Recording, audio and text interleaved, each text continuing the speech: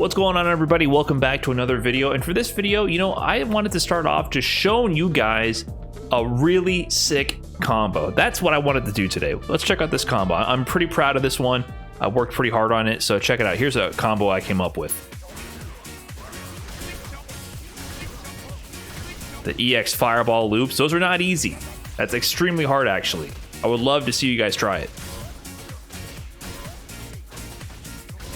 I mean, these Fireball loops are the easy part after I learned the regular EX Fireball loops. Yeah, that combo is sick. Super proud of that combo. I would love to see people try it, as a little challenge. Maybe, maybe theoretically you would be able to download it in game and try it out for yourself. Sort of like a combo trial, which would guide you with the inputs and have a replay example available where you could actually try to recreate the combo itself, see how many other people have tried it as well, see how many likes it gets, share it within the native gaming platform, download it, share it with others, and see the completion rate, become one of the few who have actually completed this combo, because it's super difficult. Wouldn't that be fun? Well, the great news is you actually can do that in Guilty Gear. Street Fighter V does not have this feature, but Guilty Gear has recently added something that they're calling a combo maker. It's actually really interesting. I was super impressed to see this being added to Guilty Gear Strive. It's actually live right now, and they even released a little snappy developer video covering this feature and what it actually is. And basically what this feature is, it's a native way to share combos and set play and tech within the game itself. It offers a decent amount of features here, which I actually really enjoyed looking through. You're allowed to search for features, search for characters, search for combos, search for set play by things like tags and description. To create your own combos or set play, you can use the feature as well and save them and upload them to the server for other players to enjoy. And basically, it gives like a social aspect to the game itself. You're able to share combos, use tags and titles to help people find them. People can also follow you as a creator, and look at your combos and creations in case you become a popular or well-known combo creator. People might want to see what you're consistently putting out. So it offers all these features in order for you to go through. And a cool little touch to it is it also gives a clear rate. So you can see how many people have attempted the combo. They call them recipes. You can see how many people attempted the recipe and see the clear rate. So you can look for popular and challenging combos or recipes and see if you can complete them yourself as a fun little like side quest, really, if you want to go for super hard recipes and see if you can recreate them. And also it allows you to view the replay when you download it. So it's not like it's going to be a hidden surprise. Some combo trials in the past had issues where they were basically surprise combos where the inputs would not really tell you the full story. So in order to actually upload these, it'll actually create a replay so you can actually see the example in action. So if there's something you're not fully understanding, you can use the replay functionality to understand what's going on and then recreate it yourself. So it offers a really interesting way to share combos and tech natively within the game. This isn't the first time that's ever been done. I know I asked around about other games that had something similar. People told me that Them's Fighting Herds, the Brony fighting game, I don't think I'm supposed to legally say Brony, game that looks surprisingly like My Little Pony, actually has a feature where you're able to transfer files and download them into the game and replay the combos and recreate them yourself. I don't know fully the feature if you're able to share them natively within the platform of the game itself, but it allows you to share files and share tech very easily with this export functionality that it has. But this is native within the game itself, which I think is really important. And also, here's an example I cooked up. I actually booted up Strive for the first time in forever to check out this feature.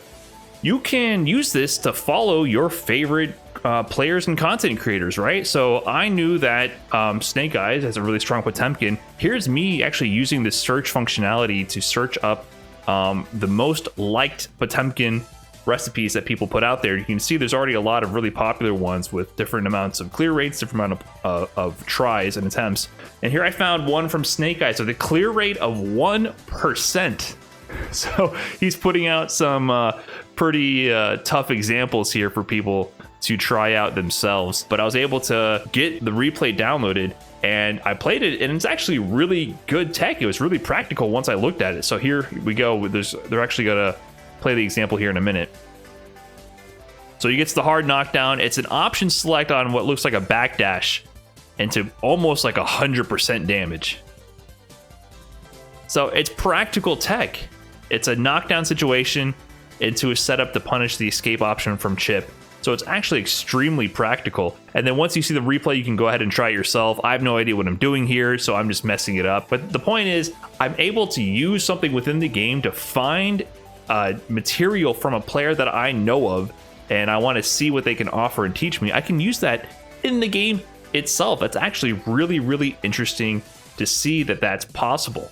And yeah, it's kind of like doing a combo trial, but with actual combos in set play that might be useful, because generally the examples provided in game are not very good. So why not let the community make the examples in the engine themselves and share them with the players? And that's what Guilty Gear Strive is now enabling. But what I wanted to talk about specifically is why this actually matters. Why do we care about this at all? Like, there's a bigger implication here to me than simply just this being a one-off cool feature. So of course for this, we're going to be busting out the notepad. Why does Strive's combo maker matter? Why does it matter? Everyone knows that fighting games have been severely lacking in content for a long time, specifically single player content. A large portion of the fighting game fan base does not care about PvP. If you actually look at the statistics, most fighting game players and most people who purchase fighting games drop the game soon after release. And then we know for a fact that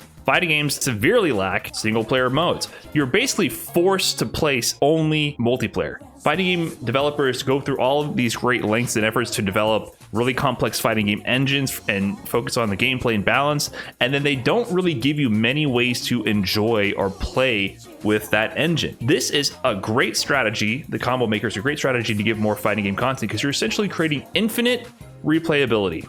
Because users are able to constantly generate new recipes, new combos, new set play, you essentially created a platform in order to have users generate infinite or potentially infinite content for the game itself. I mean, we can look at different examples of how this has played out in other games and genres.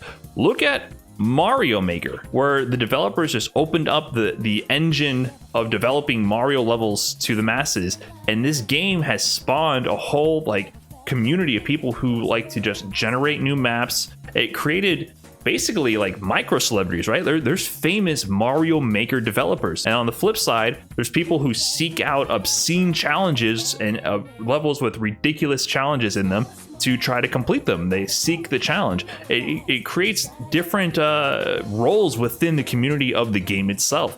And it just creates infinite replayability. There's an infinite number of levels in Mario Maker. A lot of them garbage, of course. That's part of the problem with that model, is that a lot of it is just just not good level design, but it does create infinite content. So within a fighting game itself, it's making really efficient use of the engine. Why develop such a complex and in-depth fighting game engine if you have such limited ways to enjoy it? Currently, we only have things like combo trials, arcade mode, which is really just player versus computer. We have PvP multiplayer, which is like the actual main point of the game. And that's about it. There's really not that much more that you can do with most modern fighting games. Some of them have some different story modes where they modify the gameplay a little bit, but why make this engine and not get the most out of it? I feel like this is such a simple or such an obvious way in order to get more content out of the fighting game, and we desperately need more ways to enjoy the game. That is something that is incredibly needed for player retention, also for teaching players, right? Currently, it's almost impossible to learn how to play a fighting game within the game. Some games try to do a little bit more in order to teach you how to play, and I know Guilty Gear has had more expansive tutorials in the past, but for the most part, it's really hard to understand what is going on with this fighting game, right? It's really hard to understand within the game natively how to play or how to learn to progress or what techniques certain players are doing. You have to go outside of the platform of the game in order to get resources to understand what's going on. This provides a lot more utility for people to just be like, hey, this guy has a combo, this character has a really strong combo, I want to recreate it. I can just download the combo from someone who made it and learn it. Or there's an option select or a setup that I want to learn. I can just download the setup within the game and recreate it, and the game will guide me. Did you execute it appropriately? Did you mess up the timing? It'll tell you. It'll give you instantaneous feedback rather than you just kind of like looking in the dark for feedback. You get it within the game. So it's still not quite teaching the players, because it's still kind of just telling you, did you press the buttons at the right time or not. It's not explaining the concepts to you. It's not going to totally replace learning from outside sources, but it's definitely a step in the right direction. And the number one thing to me, which kind of is involved with all of these points I've already made, is social features. Halo 2 released back in 2004, and at that time I was about 11 years old. I thought that was the peak of gaming social features. We had Xbox Live, there was voice chat, there was ranked playlists, there was clans, there was matchmaking, there was custom games, there was lobbies, there was all these features, and I thought, man, online gaming is it's a world of possibilities. It's not going to get any better than this, but I know for sure that all games going forward are going to have these features, and there's no way you can get any better than this. And I was wrong, because then Halo 3 came out in 2007, and that added things like Forge and Theater, where you're able to create maps and game modes and share them with players natively within the platform, share replays and all that within the game itself, on top of all the features from Halo 2. And I thought, man, this must be the peak. There's no way you can get better than this. And I was right. It's only gotten worse. I don't know what happened at that time after 2007, but social features in games have only gotten worse and worse and worse. And especially in fighting games, they're practically non-existent. They don't exist. There's nothing in the game to help you to connect to other players. Street Fighter V is a little bit better than other games, because CFN actually does have pretty expansive social features in the form of, being able to follow players, access replays. If you really dig into the features of CFN, it does have some ways to kind of connect you to each other, but it's not social. It's more like statistic tracking than social, I would argue. But there's not much interaction you can do between players. And I don't know why that is, but we need more social features, because once you rely on external platforms, you lose potential players. The moment you force a player to make a jump from the game, the native platform, to connect with players to another platform, say like Twitter or YouTube or Twitch, you're going to lose about 99% of them. I'm making up numbers here, of course, but you're going to lose a huge percentage of them. If it's not native within the platform and you don't have a way to connect and have social interaction with the players, you're going to lose them. And it forms silos, it forms bubbles of communities. I know this for a fact, because since I branched off more into YouTube, I know the YouTube community is totally different than the Twitch community. And then those who are active on Twitter are like the 0.0001% hardcore players who actually share tech and discuss the game on a more intimate level, I would say. So relying on external social platforms to do the heavy lifting loses so many potential players along the way. Discord is another one that people use. They use that for matchmaking, for sharing tech and discussing the game. You just can't do that. And more needs to be native within the game itself, because not many people are going to make that jump. Only the super users, the hardcore players, will actually look into external resources to connect with other players to learn about it. And that's not many players. That's not a large portion of the player base. Most of the players are just going to stick to the features of the game and use that alone and not look for external resources at all. What if you could share more within the platform itself, right? So I was thinking about in the Street Fighter community, we have people like Desk, who's very known for creating ridiculous combos on YouTube. Jabbits creates a lot of tech on Twitter and combos and things like that. What if these people could be people who create content natively within the game and share it within the game itself, right? I should be able to look up the big combo makers, the big tech monsters within the game itself, and I could see who is like the most highest ranked, the highest followed creators, see what they're creating per character. You will be able to create a social sphere within the game to kind of encourage people to create content and give something for people who aren't too familiar with the game itself, a starting point to look, right? Like if I'm new to Street Fighter V, how am I supposed to know that Javits, this random guy on Twitter, is the guy I want to follow if I want to learn intricacies about the game or certain characters, right? How am I supposed to make that jump? How am I supposed to know about Desk combo videos on YouTube?